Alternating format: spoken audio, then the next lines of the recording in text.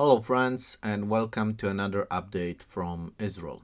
Israel today not only faces the terror attacks from within the Gaza Strip from Hamas, but also needs to deal from the terror attacks from the north, because in recent days Hezbollah has been firing hundreds of rockets from Lebanon towards Israel. Israel's defense minister Yoav Gallant has officially announced a new front on the north of Israel. Now, Lebanon is an interesting country. We must remember that Lebanon was under the jurisdiction of the French Mandate after World War I.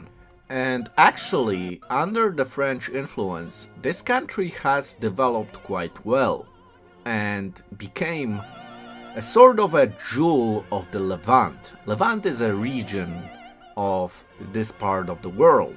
However, after World War II, basically France lost the influence over Lebanon and things started to deteriorate from there. After World War II, instead of individual countries like England and France, this territory was governed by the League of Nations and then the United Nations. Of course, this didn't went quite as well as planned, and soon the individual territories were fighting for its independence and eventually got it.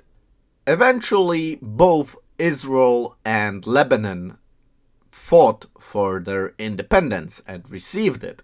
However, in 1948, when Israel received its independence, Lebanon joined the coalition of Arab nations around Israel to fight this independence and attack Israel. Due to the war between Israel and Lebanon, about 100,000 Palestinians have fled from Israel to Lebanon. Until today, they stay in this country.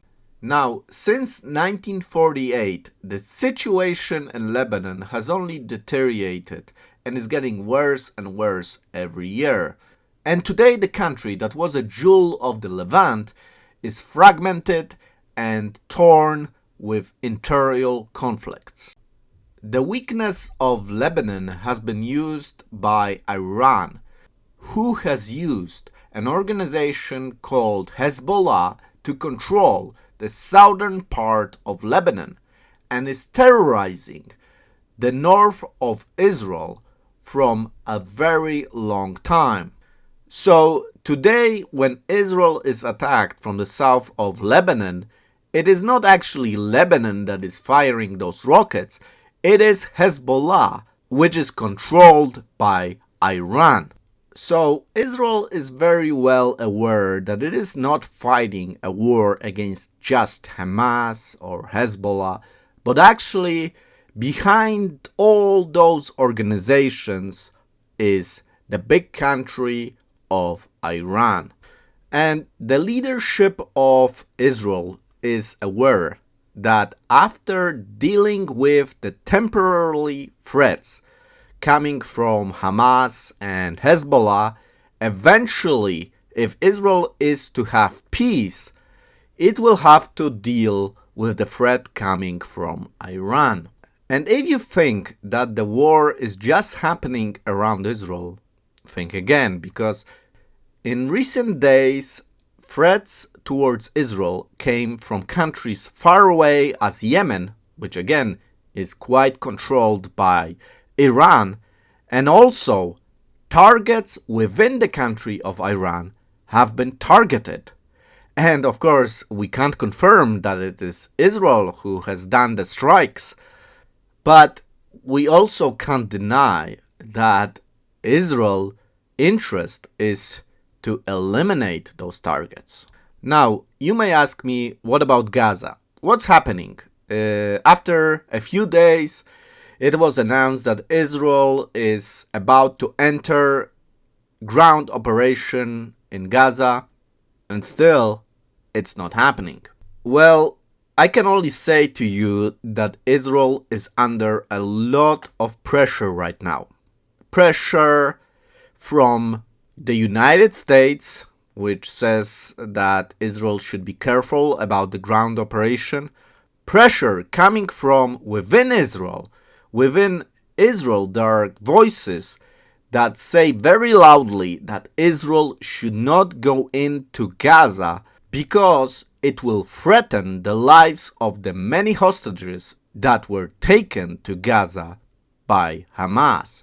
Now, Israel is in between of a very difficult decision. On one side, of course, there are many people in Israel that ask for justice, that want the Hamas leadership to be punished for all the atrocities that they have done. But there are also those that say you should be very, very careful what you do, because there are still Israelis within the Gaza Strip, and you should do everything you can to save those people. Now, to save the Israelis hostages is one of the most difficult missions you can imagine, because you need to find people that are well hidden within the Gaza Strip, which is a highly populated area. And also, it's not just Gaza as you see on the ground. There is a second Gaza, which is under the cities. And this is an underground tunnel system which has been built over the years. So actually finding those hostages is like a mission impossible. But Israel is trying. And I'm sure that Israel will do everything to save every Israeli life it can. Eventually, however, I believe that Israel will enter Gaza. And when that happens, well, the world will go crazy. Everybody will hate Israel. So get ready for it, because the amount of hate you see now, it's nothing compared to when Israel will enter Gaza.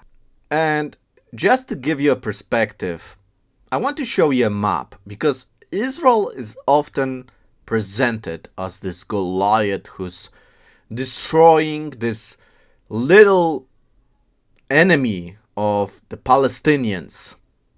And if you look at the broader picture, look at this.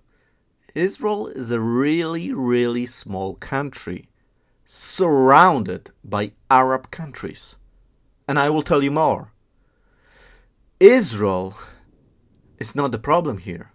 You see, none of those Arab countries are willing to take in those Palestinian refugees.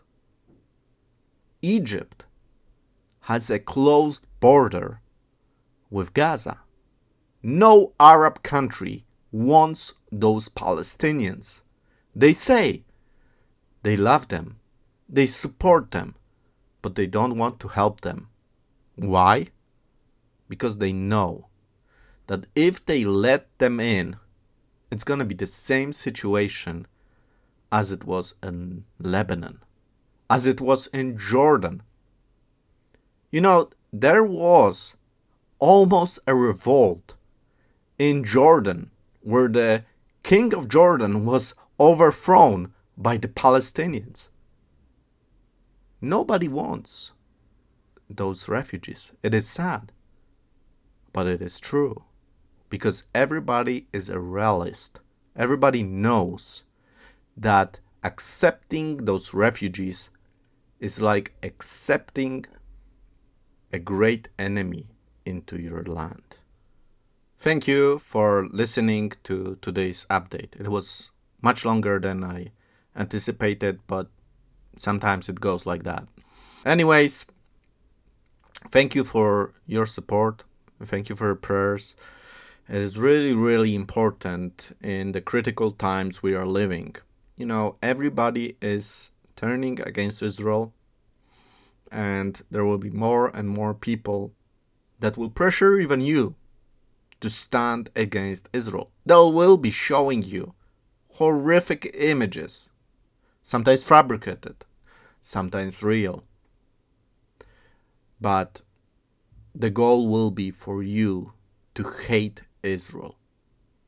So I am so thankful to all of you who are standing with Israel, because we are living in really, really critical times. Thank you. Thank you for your support. Thank you for your prayers. May God bless you.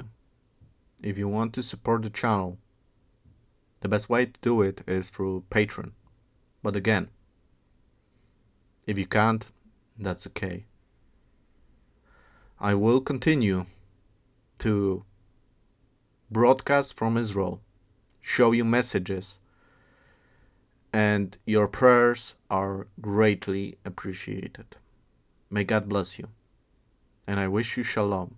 May we live in a day where Jewish people will not be hated and where there will be peace on earth. Shalom.